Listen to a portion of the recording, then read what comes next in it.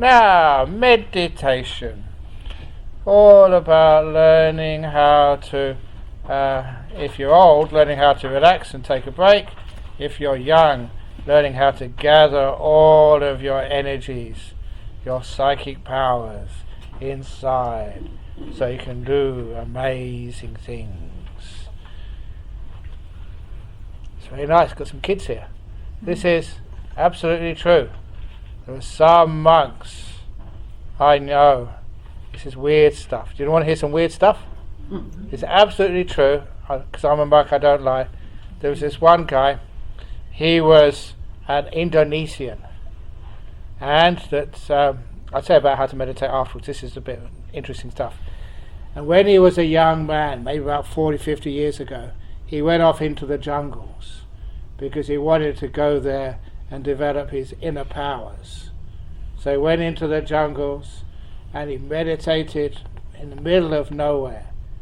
And as he was meditating in the middle of nowhere, it's a huge, very peaceful inside his mind, huge light came into his mind, and he united with that light, and he stayed there for a long time. Maybe 6 or 7 days later he came out. And when he came out of his meditation, the jungle had totally changed. He found out from the villagers afterwards there had been a flood, a big rainstorm, and he'd been underwater, maybe about 2 meters underwater, for days. But because of his deep meditation, he was fine. He didn't need to breathe. And there he was, underwater, submerged, perfectly okay. And later on, when I met that monk, he told me that story, that he was teaching a meditation group just like this, but this was in Bangkok. And one of my friends, I never saw this myself, but I saw this from someone I trust as much as Rachel or Doug.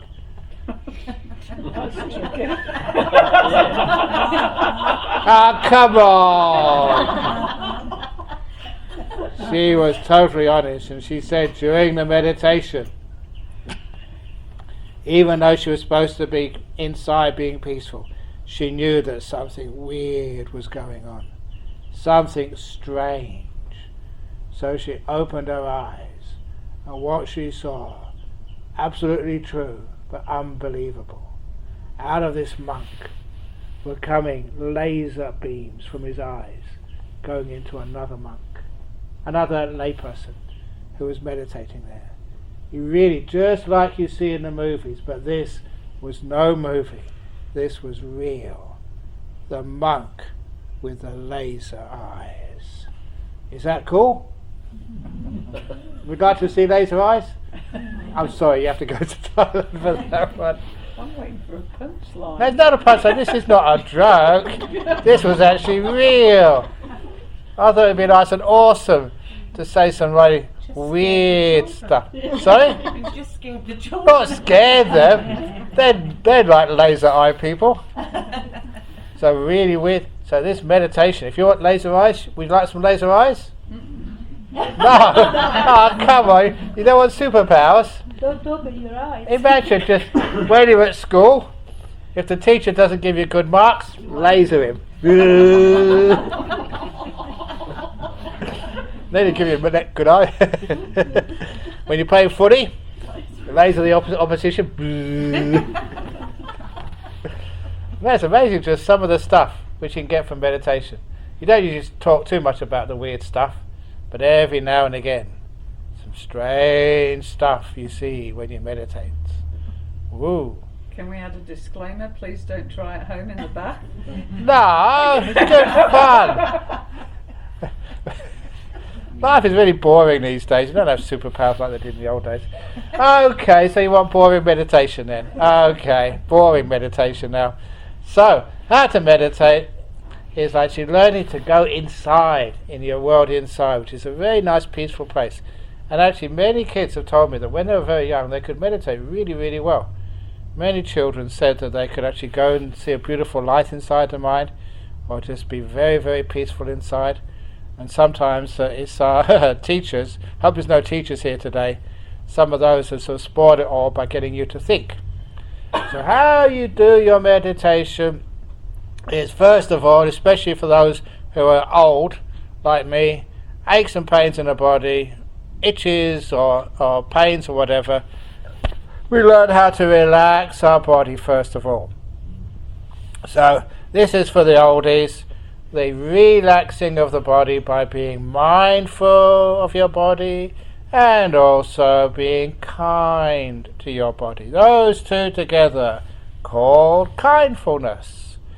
By which I mean that you are very observant when you watch your body. You close your eyes, feel your body. How is your body feeling right now? Do you need to move your legs? Do you need to scratch something? But please only scratch your own stuff. Don't scratch your person sitting next to you, otherwise I get in big trouble. You do too as well. If you need to cough, cough. So in other words, you try and relax your body as much as possible. And you'll find if your parents learn how to relax more, they're much kinder to you. Sometimes it's just so tense and stressed. So we learn how to relax our body. Very simple to do. You watch the body, you observe it, and you learn from the feedback which mindfulness gives you how to relax stuff. So you can feel it. You can make your body really tense now. Make your body really tense and tight. How do you do that? You can feel it's more tense. Now let go and relax. You can see that with that letting go, opening up, taking off the pressure, stop pulling and pushing stuff, then your whole body relaxes. So that same thing you just did there on a gross level, you can do on a very refined level. You can look at any part of your body, which may have an itch, an ache, or a pain in it. You look at it, it may be ache in the legs, ache in the tummy. You can look at it, observe it with your mind, be totally aware of it, and learn what makes it worse, what makes it better. And even just attitudes of mind, just like thinking kindness, thinking expansion, thinking let go, imagining like a rubber band being pulled on both ends, and you imagine just letting go. And that means that everything just eases off. It doesn't have any stress, any squashing. Everything is allowed to expand and be nice and loose. And what you do, you can focus on any part of the body, which is, now I've got an irritating on the throat now. Watch the irritation of the throat and just watch it. What makes it worse? What makes it better? And little by little you learn how to just relax it, relax it, relax it, relax it, relax it, until the irritation just mostly goes. And you can use that on anything. This lady in Poland some months ago, one of the great successes of this year, she had arthritis, chronic arthritis, severe chronic arthritis. And she overcame her chronic arthritis just through this little method of meditation. She wrote this wonderful email saying all those terrible, terrible medicines which she had to take just to get through the day, she didn't need to take anymore. Simply by becoming aware of the pain, what makes it worse, what makes it better, and little by little learning how to, for her mind, to actually relax and relax, relax, relax her body. A very simple thing, which is a first superpower you can learn here today, how to relax your body and heal it and make it sort of very, very strong. Simply you're aware of the body and know how to let it go. So we start with that simply because we need to develop a little bit of awareness of something inside of our body, of our feelings, and also develop some ability to let go, to relax, not to hold things tight anymore. And once we've done that on our body, then we go to the next level, which is in our mind. And in our mind, for the last few months, I've been introducing being aware of the peaceometer.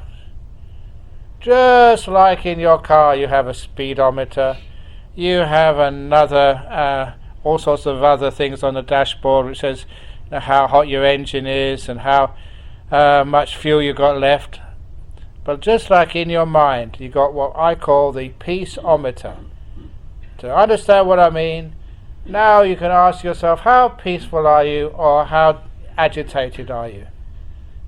Give it a number from 1 to 10. 1 means really peaceful, 10 means very agitated.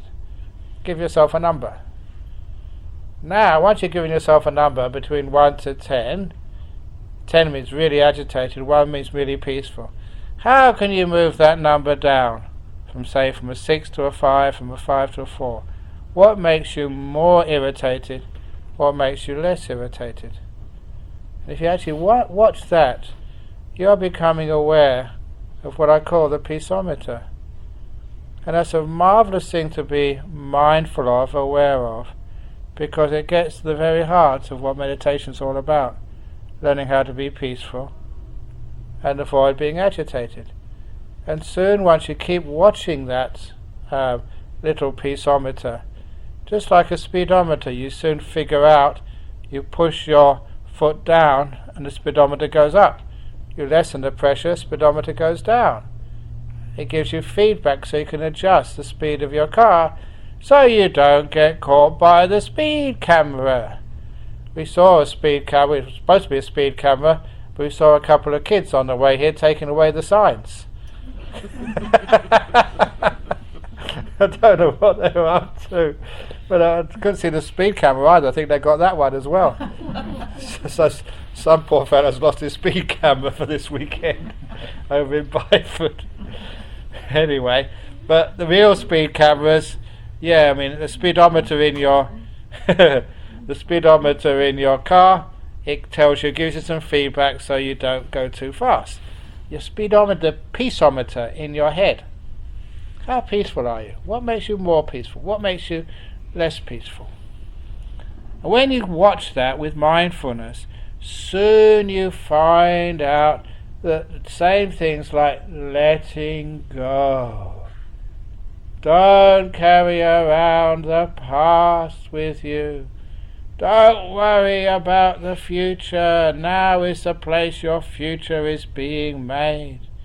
Now is the only time you can do anything about your future. And all the worries about the future, it never happens anyway. That is my saying, never do today what you can put off until tomorrow, because you might die tonight. It's going to happen one day.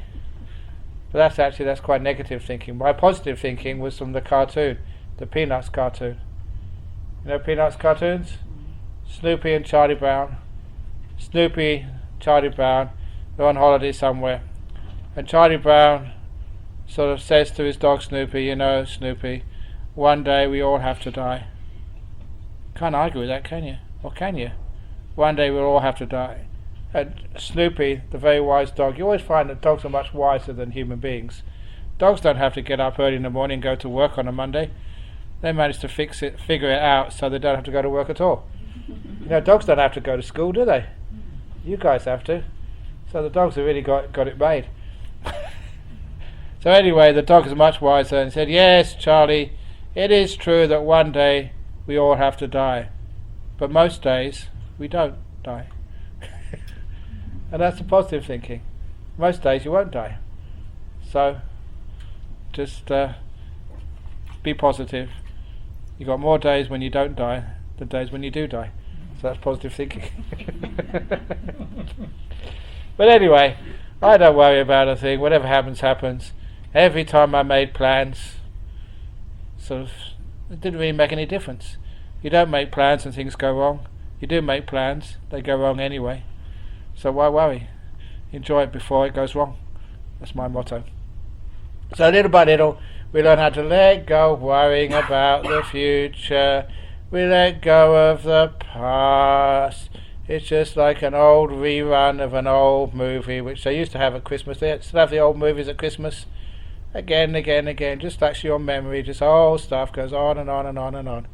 So we can let it all go and be free. Which means that we don't have such a burden of worries. And anyway, people are really weird. When they do remember the past, they always remember the bad stuff. All the mistakes which happened. All the times you were tricked and cheated. All the times that people said bad things about you. Why do you remember that? My saying is, if somebody calls you a dog, you should look at your bottom. You know why? See if you've got a tail. If you haven't got a tail, you're not a dog. So end of problem. say to your friend, you're wrong, I'm not a dog, I've got no tail. But also what happens is people say, there's actually a story about that I wrote in my first book, about this, this is a long time ago, when there was US soldiers in Thailand, and there was one US soldier, he was an Afro-American soldier, and he was going from the base into town in one of these cycle rickshaw taxis. And halfway on the journey, that some of the driver's friends were getting drunk, and they saw this their friend taking this big African soldier into town, and they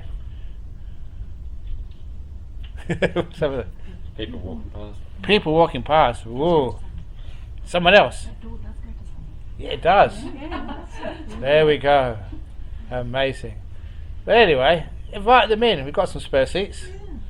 And trying to get in. Trying to get in or trying to get out. Who knows? I said there's some weird things happen. Maybe I'll get my laser eyes out and laser them. Should I do that? Anyway, this guy, he went.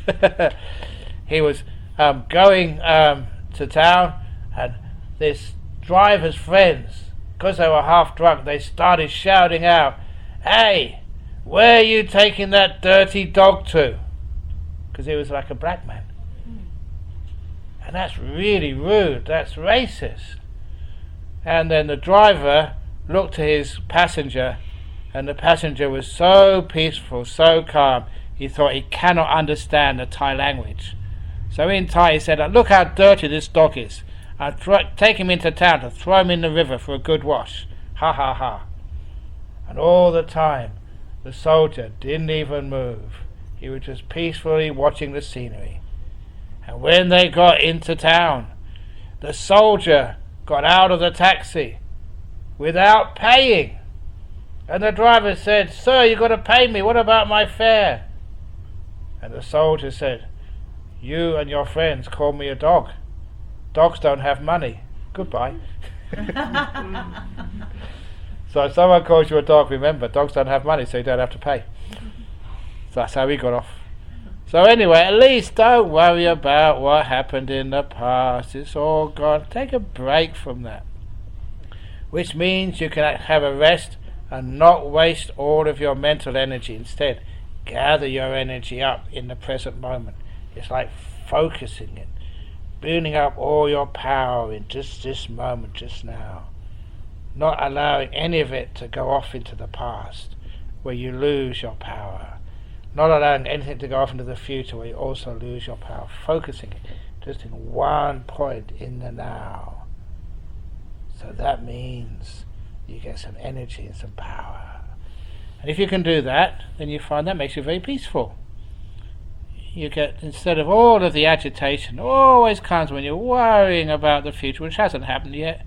You can't do anything about it. Worrying about it doesn't change anything. Worrying about the past, it's all done and dusted, so you can't change it. It's a waste of time. So you preserve your energy. And quite frankly, most people are just so tired because they waste their energy. They just don't know how to use their brains. We think when we don't need to, and when we do need to, we've got no energy left to think clearly. Keep making mistakes. So here we're using our brain really efficiently. So we just focus it in this moment, look at the peaceometer, and then we find out how that peaceometer can actually be moved very calm and peaceful, but with lots and lots of energy. It's one of the reasons, again, why people get angry and upset and grumpy a lot of time is because they're too tired. So when we learn how to meditate, it's arresting not just our body but our mind as well, so we're not thinking too much.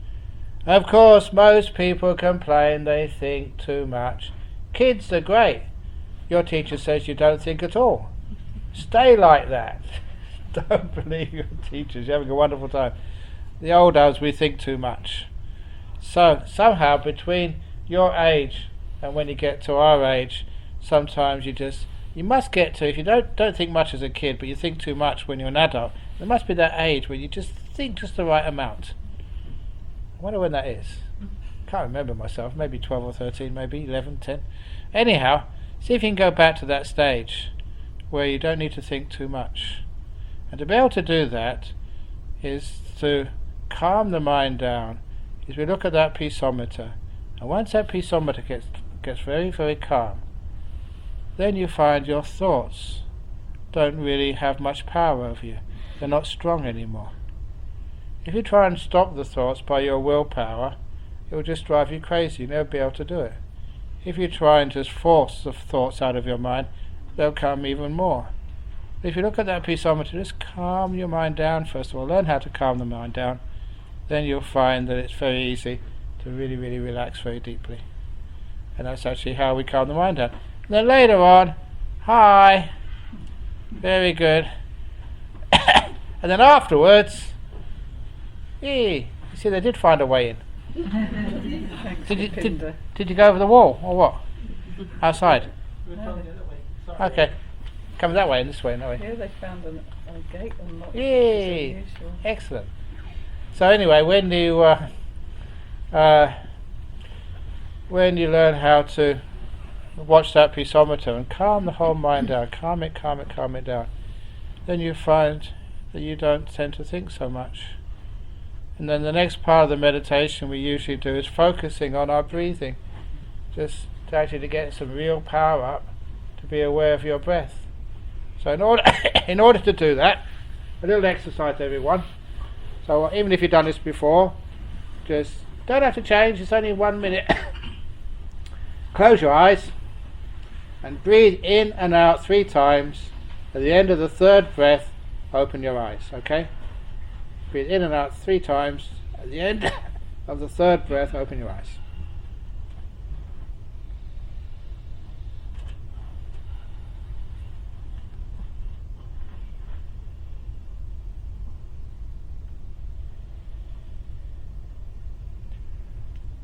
So hopefully you could all do that. Now we ask the question, how did you know you were breathing in or that you were breathing out? What feeling, what sensation, what told you that the breath was going in or going out? And that's what we watch at that particular stage of the meditation. After we've calmed our mind down by watching the peaceometer and letting go, then we can actually focus on this feeling of the breath, which tells us our breath is going in or going out. And it gives us something to focus on. And as we're focusing on it, usually ask people to, as you are focusing on your in-breath, imagine you're breathing in peace. Look, you can breathe in whatever you like. If you're very sick, you can actually breathe in health. If you're very tired, breathe in energy. But most of the time I like people to breathe in peace. So imagine what peace is. Like it might be like a dove for you, just flowing into you with the in-breath. And it can be just some calm memory of mountains or lakes or places which for you are very peaceful. Imagine that as you're breathing in. So you can breathe in the essence of peace. And as you breathe out, let go. Whatever is in your life or in your body, some sickness, some problem, some terrible thing which happened today, that gets breathed out with the out-breath. So breathing in peace, breathe out, let go. And that means that you're really focusing by this stage, because you've done the peaceometer, you're pretty calm, the thoughts aren't just a big problem anymore, and then you can focus on your breathing and get very, very still. And that relaxes your body, relaxes your mind, and gives you some energy and allows you to focus really, really well. And if you're playing footy, or if you're doing studies at school, that ability to focus is really, really important. So you've got some power with your mind. So that's basically the meditation for those of you who have been here for a long time, and also for a few kids as well, with a few whiz-bangs, laser eyes. Okay, so we can actually start now. Is there any questions before we begin? I'm going to be leading the meditation. Those who've come in late, don't worry, because I'm going to be leading the meditation now. So I can give instructions all the way through. Okay? Okay, so here we go. I'll go down here.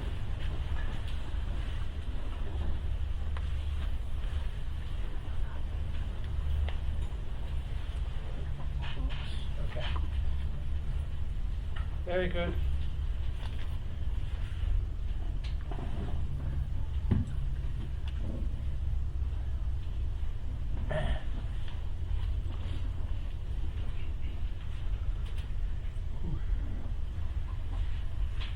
So now, I invite you to close your eyes,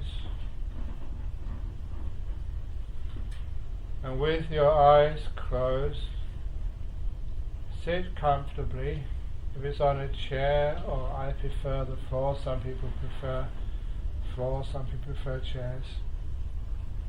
With your eyes closed, you can become more aware of your body. You're not distracted by its sights. So now feel your body and ask yourself, can I make my body more comfortable? You start with your legs. Can you move your legs to make them more at ease? If you do move your legs, then what's it like afterwards? You're aware, mindful of the feelings in your legs. The mindfulness gives you feedback, and you find whether the new position is more comfortable than the last. That's called feedback. And the kindness makes you keep on moving until you find the best possible position. Really care for your body. And your bottom on the chair or on the cushions, make sure your bottom is comfortable too. You can move it if you need to, like I need to move mine to get it just right. This is mindfulness and kindness in action. And then you can check your back, to stretch it if necessary, to loosen it if necessary. Just focusing on your back. Is it comfortable now?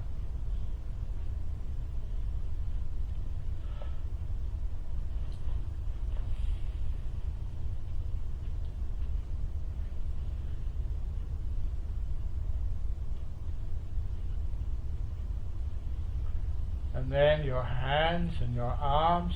Where have you got your arms and hands now? Sometimes we like to ask people to put your hands in your lap with your right hand on top of your left hand, with the thumbs just touching. Right hand over the left hand, thumbs just touching. How does that feel? If it is comfortable, keep it there. If not, put your hand somewhere else.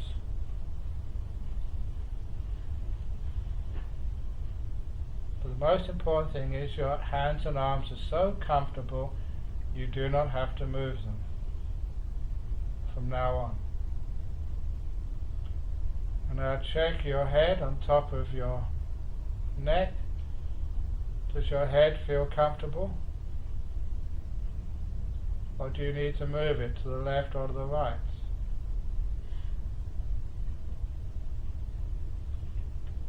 Now see if you can notice any tension, any tightness around your eyes.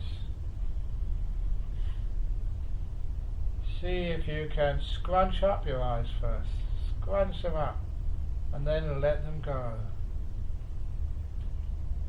And you can be aware of the relaxing of those muscles. See if you can relax them even more. So those muscles get really, really loose. So you're not holding on to anything, not pulling things, stretching them. You're letting everything become natural and loose and light and free. So this is how you start meditation to get your body into a good position. And next, see if you can focus on one part of your body. If you've got a tummy ache, focus on your tummy. If you've got a backache, focus on your back, or any feeling somewhere in your body, and zoom in on it. like on Google Earth. Really focus in. If you zoom in on Armadale, first of all Australia disappears, and then the rest of Western Australia disappears, then you just got Armadale. If you zoom in on Google Earth, this is what you do, you're zooming in to one part of your body. And once you get to be aware of that part of your body, see if you can change the attitude to letting it go, letting it be, being kind to it, embracing it, opening the door of your heart to that feeling. And see if you can be aware of that part of your body opening up, releasing its tension, relaxing.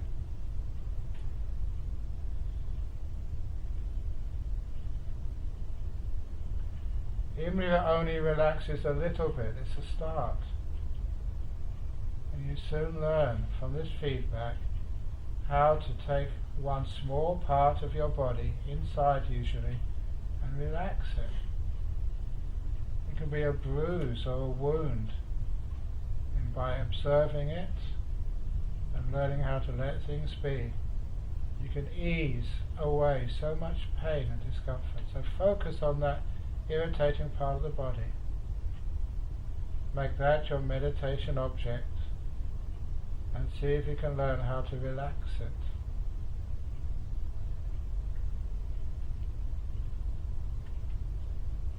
But please focus. Feel part of your body. Get to know that small part which often causes you irritations. Discover what makes the irritation worse. What relieves it.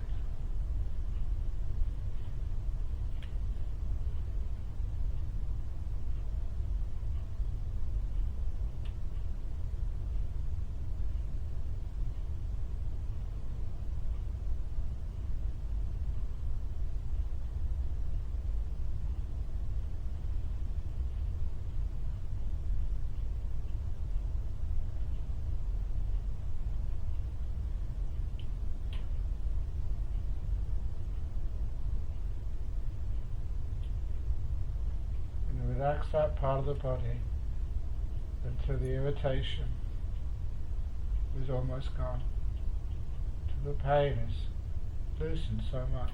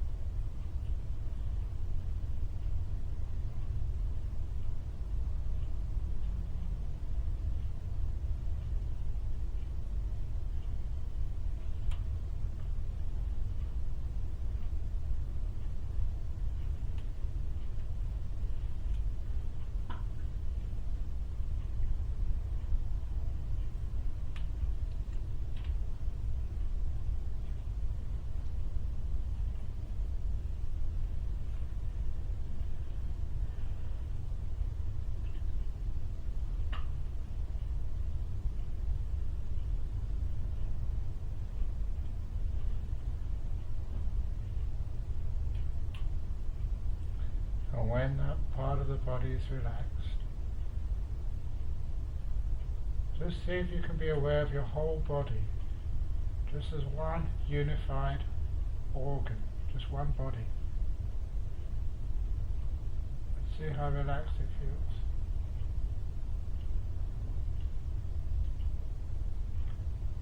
When the body is relaxed, it feels quite pleasurable, which is why people go on holidays to places like Bali just to relax on the beach.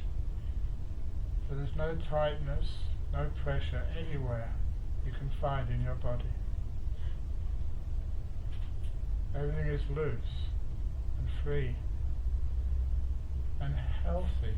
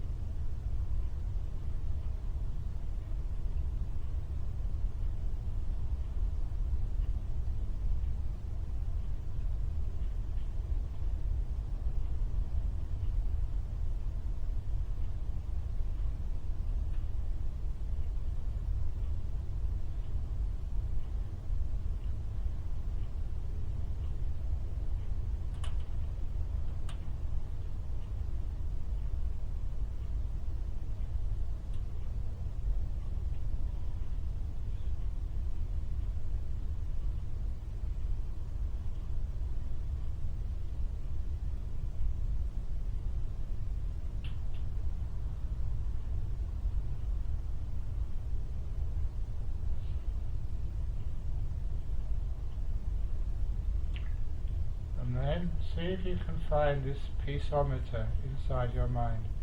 How peaceful are you? Or how agitated, restless, disturbed are you? Between the two extremes of very peaceful or very restless, give it a number. If you're close to being very restless, very bothered and concerned, give it a high number. If you're quite calm and peaceful, give it a low number. The peaceometer.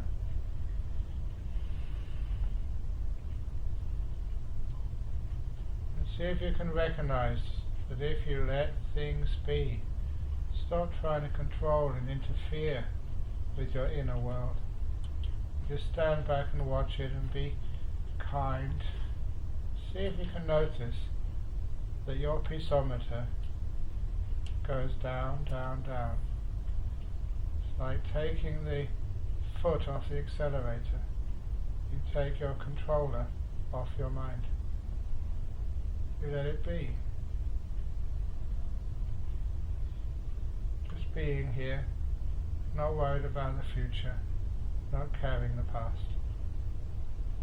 Being free.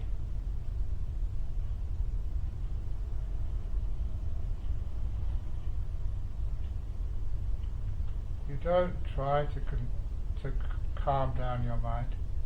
You let the mind calm down. You leave it alone.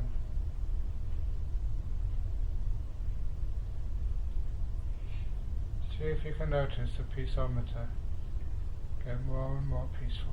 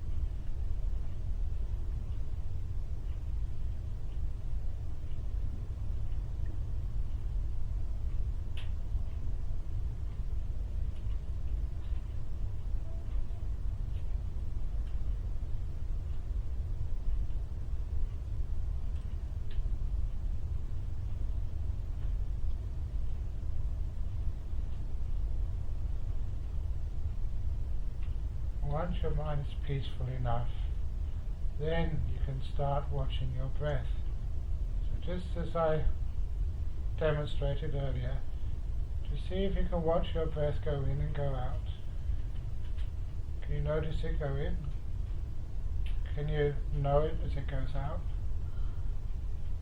And as your breath goes in, say to yourself, breathing in, peace. Breathe out, let go. Breathing in, peace.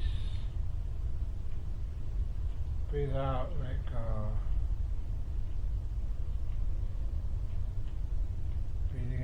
peace. Breathe out, let go. There's no need to think about anything. Just know the breath. Feel it as fully as you can as it comes in. Feel it as it goes out. Breathing out, let go.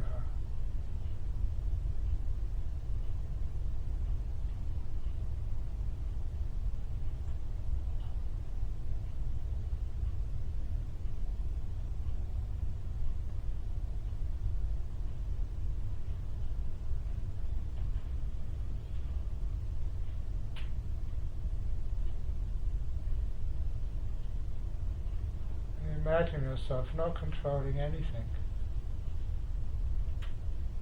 Taking your hands off any steering wheel, feet off any pedals, your hand off the mouse, not clicking anything. Just totally freewheeling in your meditation.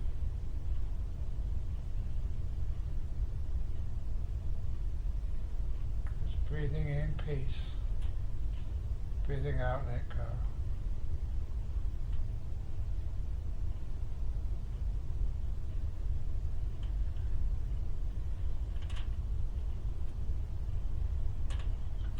Like sitting by a beach, watching the waves come in and the waves go out. Waves come in up the shore and the sea go out again. Breath coming into your body, breathing in peace. Breath going back out again. Just like sitting by the beach.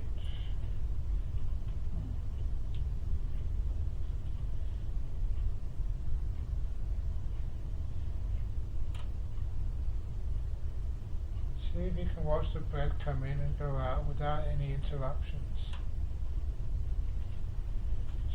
As soon as one in-breath has happened, then you watch the out-breath. As soon as the out-breath, then you watch the in-breath with no interruptions, just watching breath go in and out, breathing in peace, breathing out, let go.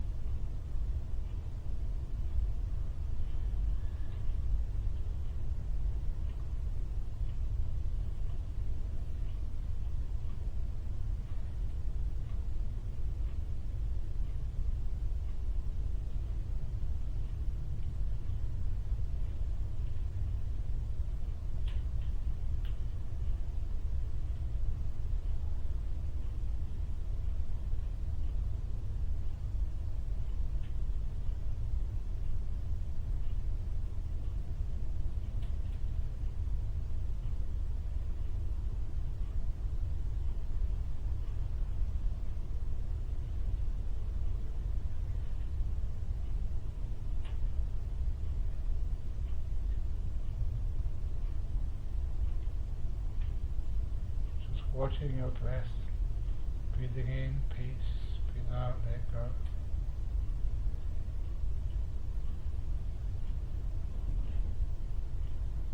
If you do have any thoughts, imagine your inner world like a big screen, like on a computer screen, and in the middle of that screen is your breathing.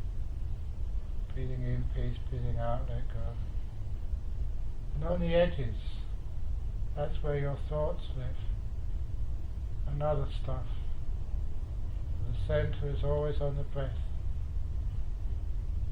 If you keep the breath in the center, after a while, all the thoughts, the memories, the past, the future, falls off the screen. You just got your breathing, peacefully breathing in, peacefully breathing out. Keep your breath in the center.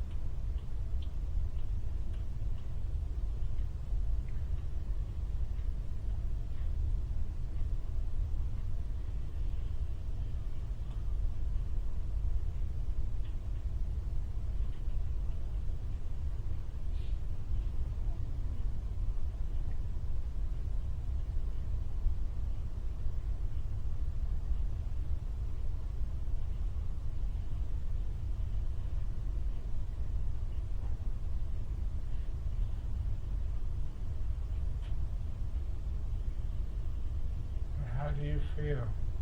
How peaceful are you? Again, please keep those thoughts to the edge. Don't focus on them. Keep the focusing on the breath, going in, going out. Breathing in, peace, breathe out, let go.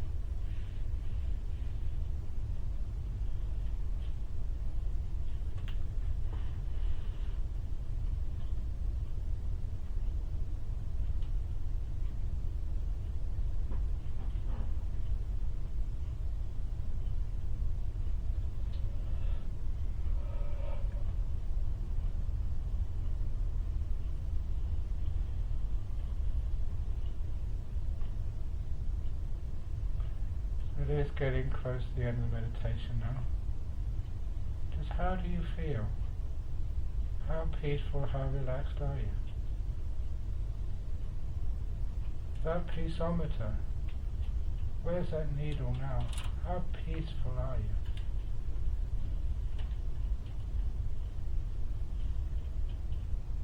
This is without judging good or bad.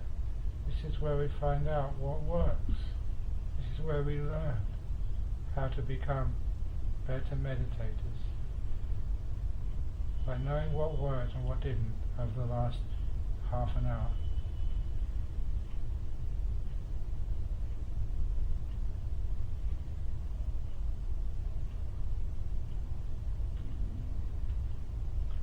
I'm now going to ring the gong 3 times. And when the gong finishes sounding for the 3rd time, come out from your meditation.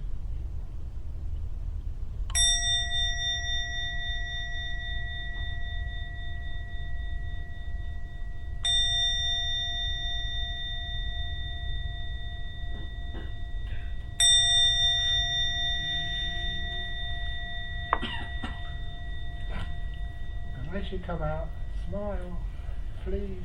I've got to face you guys. Sometimes after people finish meditating, I'm very happy, but then I look at you guys and oh God. Thank you for smiling. Excellent. So now, there is an opportunity to have answer some questions, give a talk, or tell some jokes. Which do you want? All 3? Wow, you're so demanding. Okay, the Christmas joke. Want a Christmas joke? Yes. Yeah. If you haven't heard it already. Once upon a time, there was a head with no arms, with no legs and no body. And the head, because it didn't have any legs, had to stay at home all day. I was really, really bored. And the head could sometimes look through the window and look at all the other kids play and ride bicycles and people go out. But this poor head had to stay at home all day. He didn't have any legs. So when it came to Christmas, the head wished, please Santa, I've been a very good head, so please, may I have for Christmas my present 2 arms and maybe even 2 legs. And because he was a very, very good head, that on Christmas Day he found a big package, and in the package there were 2 arms, 2 legs, and even a body. So the head put on his new body, his new arms and new legs, and he felt wonderful. He was just like everybody else. And as soon as he put his new legs on, he ran outside, and because he'd never been outside before, he never had legs before, he ran across the road, got hit by a truck and killed. Oh yeah, terrible. And the moral of that story is you should always quit while you're ahead. You must have seen that one coming. You didn't see that one coming. Oh, right. To quit while you're ahead.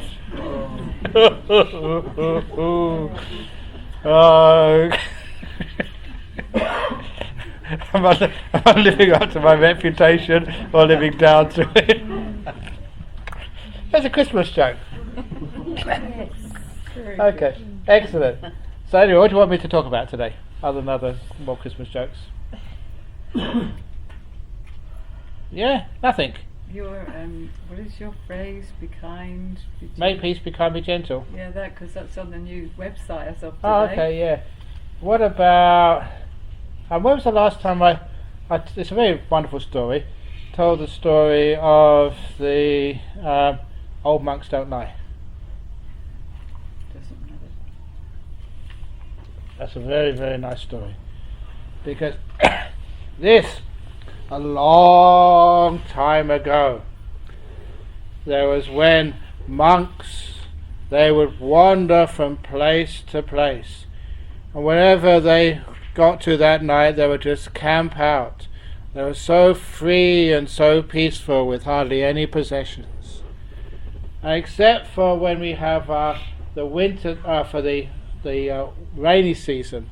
When it gets to the winter time, the rainy season, it's so wet you have to stay in one place.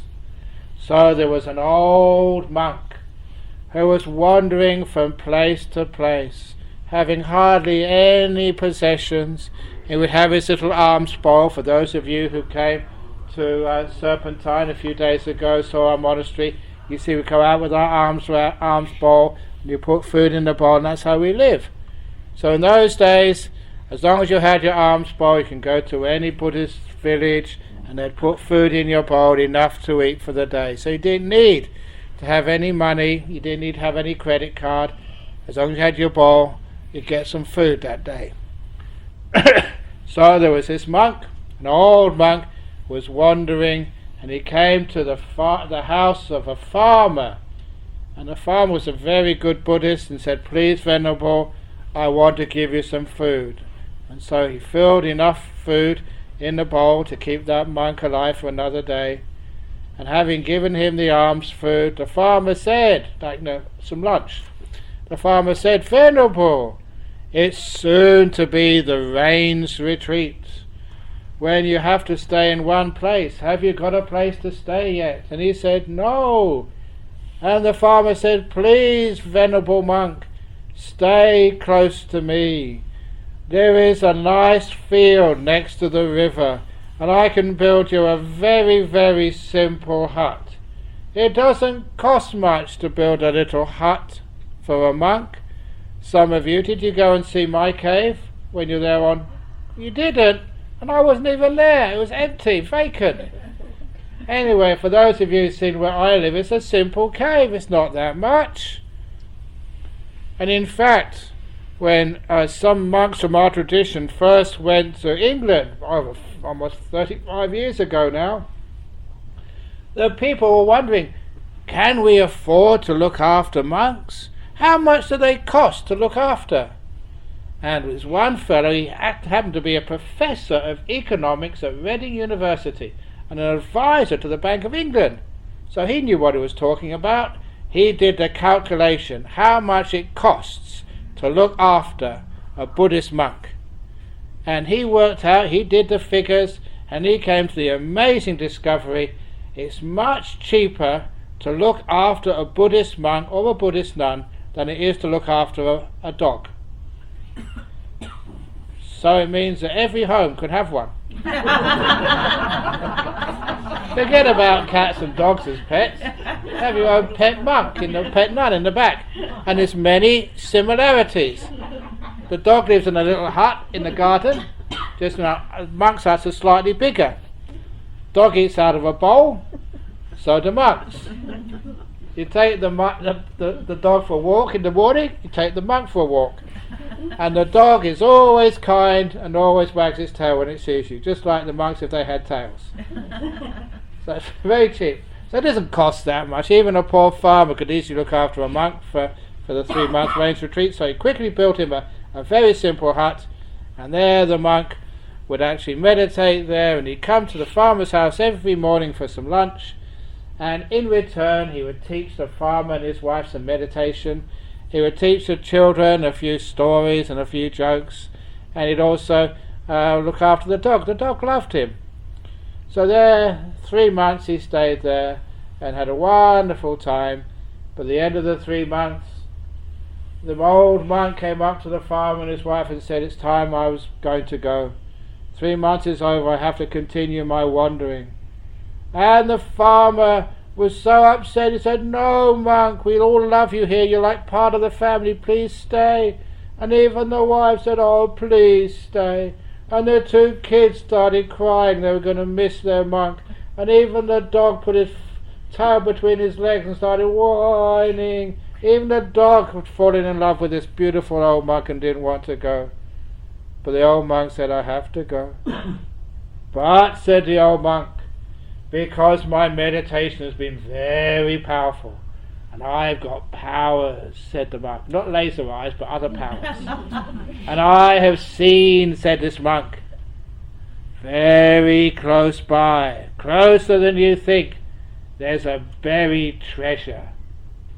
And you are so poor, I don't want you to have to work so hard. And I want even the dog to eat nice food instead of the scraps he has to live with. So I want you to find this treasure. But to find this treasure, you have to follow my advice perfectly. And even though the farmer and his wife were sad that their monk would go, they were also excited that the next day they would be rich, because old monks don't lie. If the old monk said there was a treasure there had to be. So the old monk said, listen carefully. So they all listened carefully, even the dog listened carefully. And the old monk said, tomorrow morning, get up early, before sunrise. Stand in the doorway of your poor farmhouse. And as the sun rises, pick up your bow and arrow, which you use to scare birds away. Pick up that bow and arrow and point it in the direction of the rising sun. And when the sun rises above the horizon, then let the arrow fly. And where the arrow falls, there you will find the treasure. And that's true, said the old monk, because old monks don't lie. And then the old monk left. And even though they missed that old monk, the following morning they were all up early. Farmer, his wife, the kids, and the dog. And he couldn't wait as the sun rose so slowly. And just as the sun was rising, he stood at the doorway of his house. As it rose a bit further, he picked up the bow and arrow, pointed it in the direction of the rising sun. I forgot that was important advice. Pointed it in the direction of the rising sun. And just as the sun rose above the horizon, he let the arrow fly. And it went such a long way, he shot it such a far distance, and they all ran after it. The farmer, his wife, the two kids, and even the dog. And because it was old days, guess who had to dig the hole? The wife. Guys were really bad in those days, but we got something called the law of karma. If you get someone else to do all the hard work, there's always going to be some karmic response to that, some bad karma. So the wife, where the arrow fell, she dug and dug and dug, and what did she find, Doug? Nothing, only big trouble. There's nothing down there.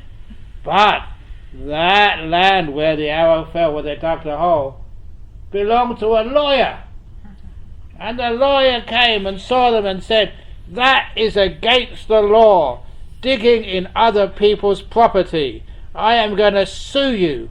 I am going to take you to court. I am going to take your farm and everything you own. And the wife said, not my fault. My husband told me to do this. Husband said, not my fault. The old monk said we'll find a treasure. And at that, old monk, the lawyer went silent. And then he said, did you say old monk? Yeah, old monk said we'll find a treasure. And the lawyer said, I'm a Buddhist, and I know old monks don't lie. What did that old monk tell you? And when they told him the instructions, the lawyer said, oh, I know what your mistake. Look at you. You are so poor. You've got no muscles on you. I am a lawyer. I eat well, like most lawyers do. I will do a deal with you. Tomorrow morning, I will shoot that arrow.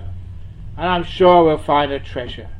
And we'll split up that treasure. 51% to me, 49% to you. And the lawyer wrote out a contract and made them sign it, because that's what lawyers do. And having signed the contract, the following morning the lawyer was there at the farmhouse, waiting for the sun to rise, together with the farmer, his wife, the two children, and the dog. Don't forget the dog. It's important. And as the sun was rising, the lawyer picked up the bow and arrow, As it rose further, he pointed a bow and arrow in the direction of the rising sun. As the sun rose above the horizon, he shot the arrow in the direction of the sun, and it went a long way because he was much stronger. And they all ran after it, the lawyer, the farmer, his wife, the 2 children, and the dog. And where the arrow landed, this time it was the husband's job. He had to dig the hole. If you get your wife to do it today, you will have to do it tomorrow. That's just the law of the universe. And so he dug a hole, he dug and dug and dug, and what did he find dug? Nothing, only more trouble. Because this time the arrow landed in a field belonging to a general in the army. And the general came past with his soldiers and said, "You are destroying my property. Soldiers, cut off all their heads, including the dog's head." Poor old dog. But the lawyer said, "It's not my fault.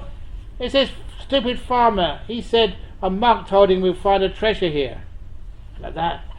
The general said, "Did you say a monk?" He said, "Yeah, because I'm a Buddhist too," said the general, even though he cuts people's heads off.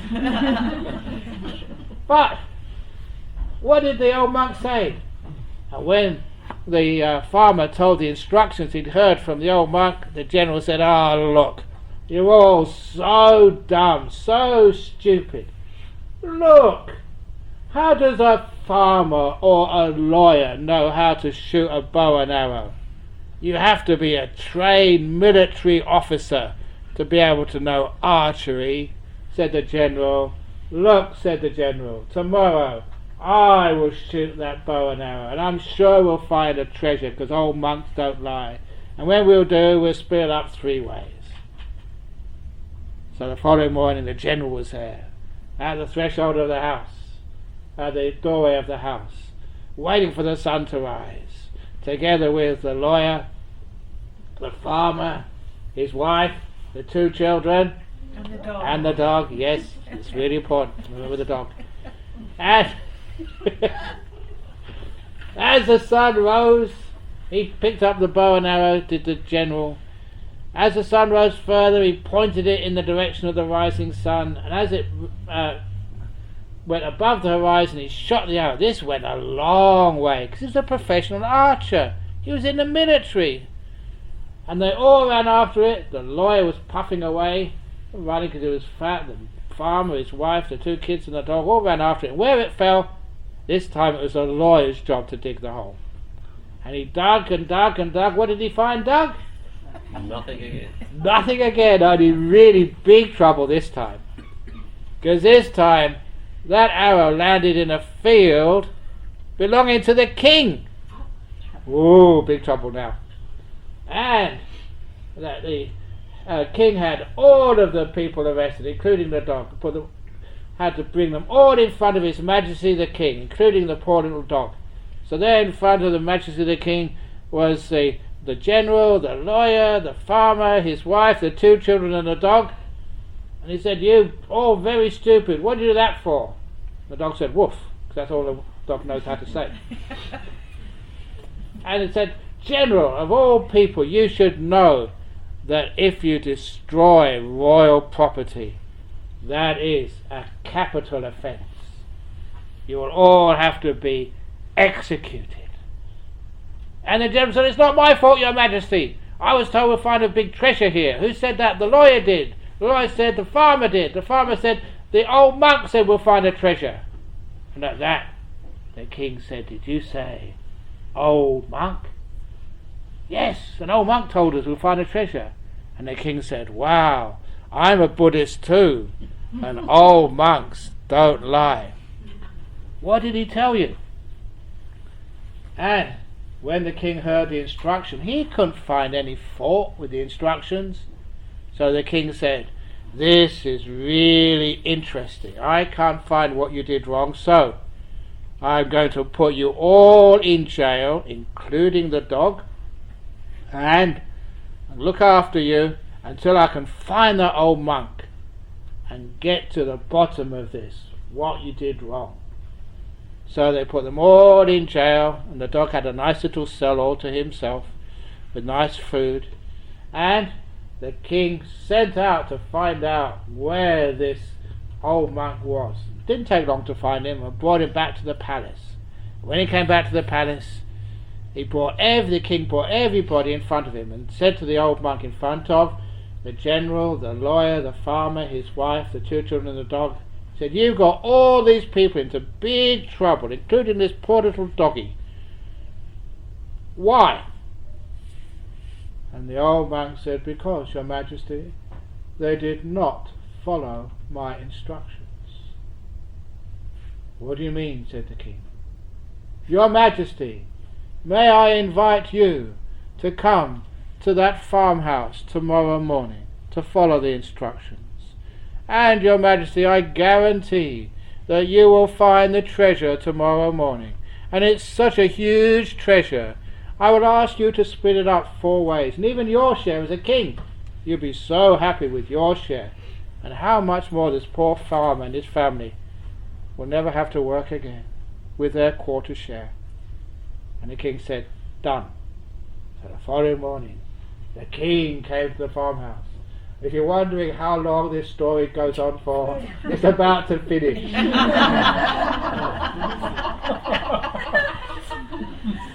Well, the following morning, the king was there at the farmhouse, together with the general, the lawyer, the farmer, his wife, the 2 children, and the dog. Yeah, waiting for the sun to rise. And the monk. So the king stood at the doorway to the house, and he turned around to the monk, and the monk said, "Correct, Your Majesty." And the Majesty smiled. And as the sun came up, he picked up the bow and arrow, and he turned to the monk, and the monk said, "Correct, Your Majesty." And as the sun rose further, he pointed the bow and arrow in the direction of the rising sun. He turned to the monk and said, "Yes, correct, Your Majesty, exactly." And then as the sun rose above the horizon, he was about to shoot the arrow, and the monk said, "Wrong, Your Majesty. I never said shoot the arrow. I said let the arrow fly." And the king thought for a while. He had the arrow between his thumb and forefinger, about to shoot him. And he was a very wise king. He understood straight away. He let the arrow go,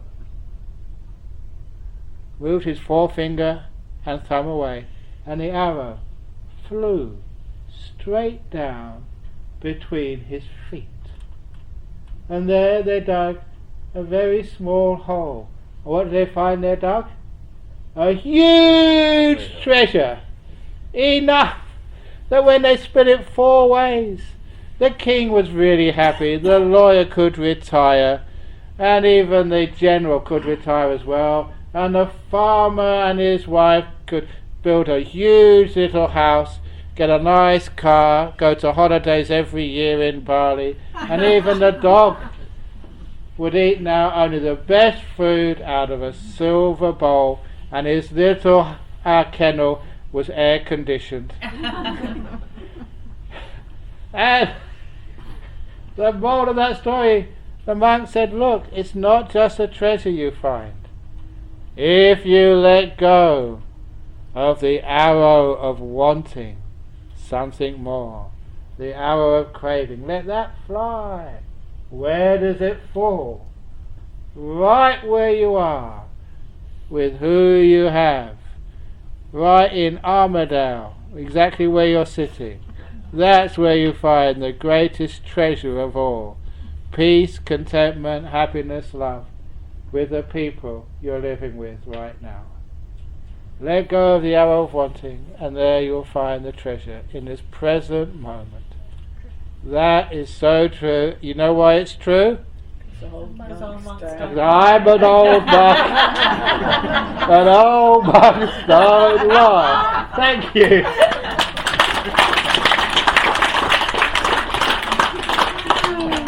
The old monk story, and I love telling it.